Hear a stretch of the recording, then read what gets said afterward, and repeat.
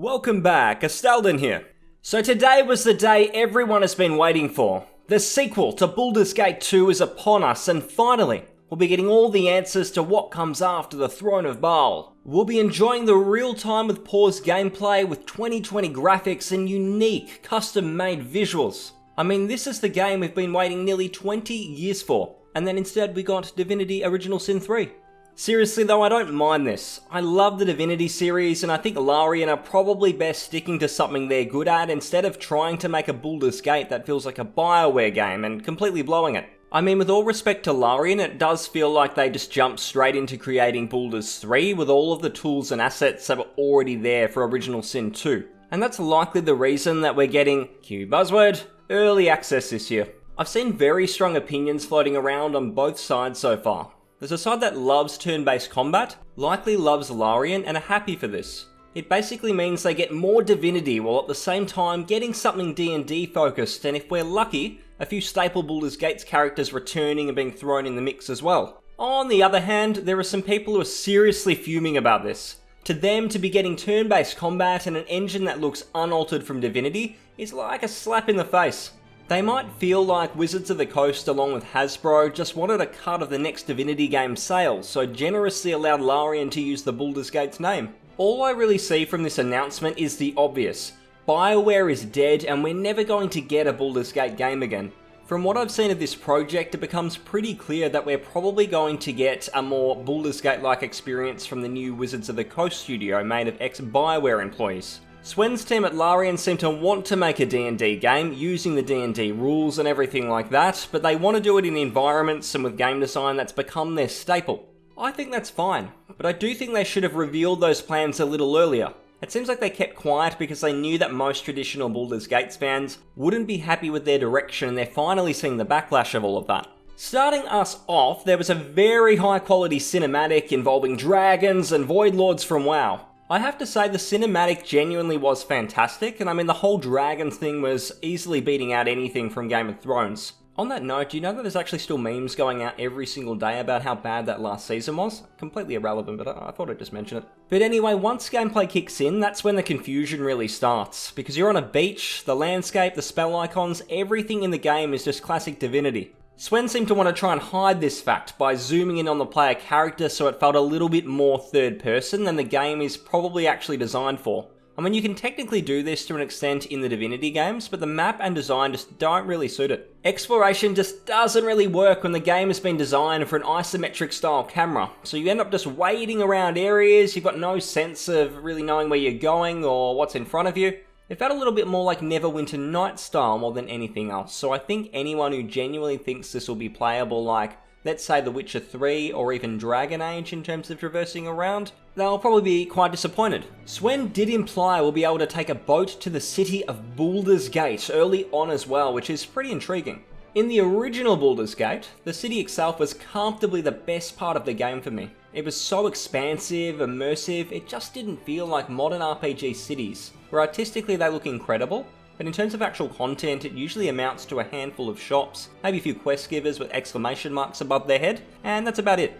The original city ensures you explore every inch to truly discover everything, and it's incredibly rewarding. Larian's take on this will be interesting because their towns have genuinely been pretty great. Seal City is a genuinely great city with plenty to explore, and it does remind me a lot of Athkartla in Baldur's Gate 2 and how you begin exploring the game's biggest town from the very start of the game. Divinity Original Sin 2 on the other hand followed the Baldur's Gate 1 method where you visit the biggest city in the game later on. The Arcs feels like Larian's attempt to recapture the magic of a Baldur's Gate city, but it misses the mark pretty substantially. Keep in mind I've not replayed the game. I mean, I played it at launch and I know they reworked the third act, but what I played early on just felt a little empty and without the sense of mystery and variety a city like Athkartla managed to achieve. I hope with Baldur's Gate 3, Larian can take all of what they learned from areas like Fort Joy, Driftwood, and the rest I've mentioned and combine them into a genuinely great city that rivals the very best from RPGs. If Baldur's Gate the city appears in early access and is looking great, it would be a brilliant way to build genuine hype for the game and help to quell some of the doubters that feel this game won't live up to being a sequel to Shadows of Amn. I've got to say, how lazy was that UI? I know this is still pre-alpha, pre-early access, or whatever you want to call it, but to even have the looting UI be identical to Divinity is a little bit odd. I'm getting the sense that Larian don't want to invest too much into Baldur's Gate because they know they'll be going back to Divinity long term when this is all over, and they don't want to invest too much into details that are purely for Baldur's Gate that they can't reuse in another Divinity game. Pushing ahead, we see our first dialogue moments, and I don't mind what they tried to do here. They've tried to go for a more 3D Bioware style of doing things rather than stick to their old way of doing things with characters basically standing still in isometric view while the talking all happens. Obvious this game has a bigger budget than previous Larian entries based on this alone, and it will be interesting to see how they go on the presentation side with all the lip syncing, having to do far more in the way of animation. Thankfully, the player character doesn't appear to be voiced, which is very nice. It certainly avoids a Fallout 4 type situation. I am interested to see how they go with the writing though. They've struggled to create stories beyond the light-hearted wackiness of Divinity Original Sin, and Baldur's Gate does demand something a bit more serious. Whether they actually do that or just continue to stamp their own style across the Forbidden Realms setting remains to be seen, though I know they did a big writing recruitment at least at some point a few years ago. In terms of combat, I do think it's a safe bet if you're happy with D&D rules in a turn-based environment. My biggest fear was always whether or not they'd managed to bring over that stupid armor system from Divinity Original Sin 2. I hated that system because it took away a lot of the fun and variety of the original game's design. It just wouldn't let you use your surroundings and environments creatively to hit your enemies with a ton of different effects. You were stuck using a certain type of damage to take down these enemies, and by the time the fun started, you're already bored. It looks like Baldur's Gate 3 stays true to D&D rules, which might not seem like a big deal, but in modern gaming you just never know, you always have to be wary. Looting is probably my biggest area for concern. Divinity takes a lot from Diablo-like games with their random loot. Some like it, some hate it. The side that likes it enjoys the variety it brings, the spice it adds to new playthroughs, as you'll never have the exact same experience more than once. There are some drawbacks though, which is why there's a side that just doesn't like it. The high from finding a genuinely incredible weapon that is going to last you a long while easily trumps getting lucky on a random piece of gear. That incredible weapon likely took a lot of effort to obtain and earn, and it feels more like hand-placed content that the designers intended for. When the loot is random, you might still get something awesome, but it's usually scaled and it's never going to feel as exciting. What it comes down to is whether you care about an incredible first playthrough or lots of good playthroughs. If the replayability is what you want, then the random loot system can feel better and give a sense of surprise. While I personally prefer the hand-placed loot system, which I feel helps with planning routes, and still offers great replayability depending on what class you want to play, both sides are probably valid, and I wouldn't mind something that incorporated both, so you still get that variety but can enjoy the feeling of finding something that's incredible and unique. Baldur's Gate 3's reveal got me thinking about why Larian has gone down this road. They've just had ridiculously big success with Divinity Original Sin 2, and can work on pretty much anything they want. I can't imagine that they would have taken a deal from Hasbro to make the game without it being a really good one for them. I did actually hear that Larian first approached Hasbro to make a Baldur's Gate 3. They were rejected, they went back to the drawing board, and obviously they made Divinity Original Sin 1 and 2, which were huge successes, so then Hasbro came crawling back, and that's because Larian is now a bit of a mainstream success and Hasbro wanted a slice of that pie. And the reason that gets me thinking is I actually wonder if this was more of a big push for Dungeons and Dragons to really start pushing into the video games market again. The video game front for that IP has been pretty lackluster for a long time, and with them opening a brand new studio, making a new Dark Alliance and now this, I have to think that Larian may have actually got a really good side of the deal to make this and bring something that's actually critically acclaimed into the Dungeons and Dragons video game library. Sure, it might have been the passion for Baldur's Gate or the Forgotten Realms setting, but if that is the case, we'd really be getting something that feels a lot more like Larian just want to continue to pursue their signature style. I think this deal means far more for Hasbro than it actually does for Larian.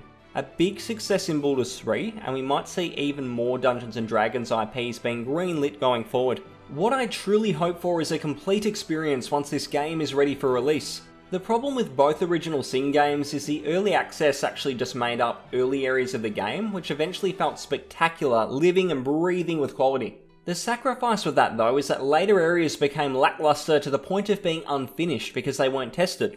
It's a bit of a trend in video games now because there's a lot of stats that suggest that the majority of people just don't finish games. Most don't get anywhere near finishing it, so if you make your game brilliant at the very end, most people won't see it and might just quit in the first few hours because it wasn't exciting enough. If the end is rubbish, it's basically just going to be people on forums complaining, and that noise will be blocked out by newer games coming out and the new flavour of the month. The legacy that this could leave on RPGs going forward could be very interesting. Whether this is true to the original Baldur's Gate, whether it feels like a genuine sequel or just another original Sin game, doesn't matter too much if it is genuine quality. Right now the RPGs people are most looking forward to are coming from studios looking to push them in the right direction. On the right side we have this, and we've got Cyberpunk coming out, and then on the desperate for money side we have the likes of the Wastelanders Fallout 76 update. And outside of the deluded diehards, I just don't think anyone could be any less excited for either of those compared to something like Cyberpunk. So it's a refreshing change from when Fallout 4 was being hailed and breaking sales records, all because of some base building. With Ubisoft's change in direction, Activision's selling of Destiny, and EA stumbling upon success with Fallen Order this year, it'll likely be one of the most important in gaming history.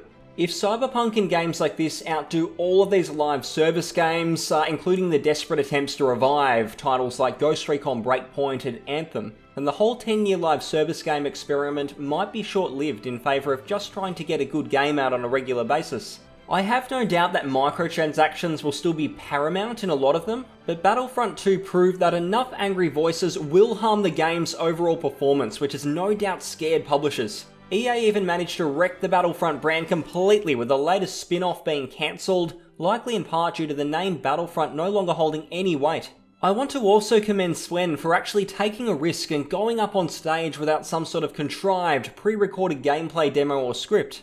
He actually just went up there and played the game. It sounds odd to be praising that, but when you think of Anthem, which was not even a game but was a demo designed to make a very particular section of a non-existing game look good, which was just pathetic. It's a bit like those making of McDonald's adverts where you see what the burger actually looks like from behind and it's really just an artificial fake that they've done up and nothing even close to what you get at the drive-thru. Swen got up there, he died, he failed, he hit his own teammate. But I think the audience and viewers really enjoyed actually getting a glimpse into what playing the game is like, rather than just copying fancy trailers that ultimately reveal nothing. Getting off the PC side of the game for a second, the Stadia console exclusivity side of things had a few people worried, but I don't think there's a reason to be. I think Google are just lucky to be even getting it off Xbox and PlayStation at this point, and that's really enough. The PC audience likely couldn't give less of a shit about Stadia, so to randomly include a few exclusive quests or items would just lead to annoying a whole side of the audience, which would likely make up about 99% of the player base. The other 1% on Stadia likely won't play it long enough to experience any unique rewards, so it would really just be a negative waste of time. Expect the versions on PC and Stadia to be the exact same, and also expect Google to never reveal the Baldur's Gate Stadia numbers, as no doubt they'd be even more embarrassing than even the Epic Store sales numbers. I'm excited for Baldur's Gate 3. The gameplay looks excellent, and Larian hasn't made a dud in a long time, which just keeps me enthusiastic. Once we see Baldur's Gate as a city, we'll really know how this stacks up to previous CRPGs, and at this point, I'm just happy we're seeing this game while the AAA clown show is at its lowest point. As good games step into the spotlight, it will only further push down the laziness from the big publishers. Thanks again guys, and I'll see you again.